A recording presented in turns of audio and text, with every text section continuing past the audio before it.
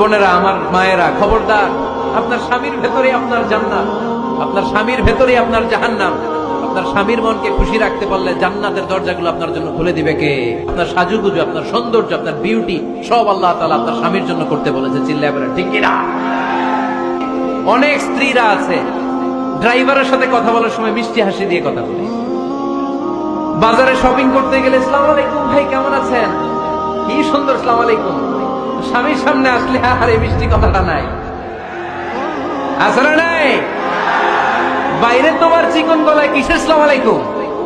হ্যাঁ, না, বাইরে আপনি আসসালামু আলাইকুম দিতে যাবেন না। ছটপট করে কর্কট ভাষায় কথা বলে শেষ। কেউ ফোন দিয়েছে, হ্যালো, কে? স্বামীকে চায়, উনি বাসায় নাই, কাট।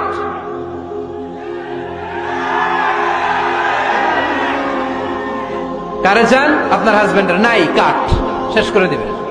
মিষ্টি মিষ্টি আসসালামু আলাইকুম, আসসালামু আলাইকুম বলা যাবে নাকি? খবরদার, খবরদার।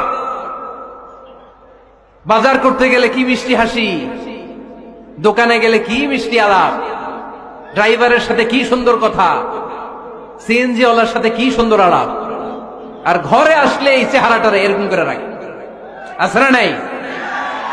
ঘরে আসলেই স্বামীর সাথে খিটখিটে মেজাজ, না, উল্টো করে ফেলছেন আপনি। বরং স্বামী ছাড়া অন্য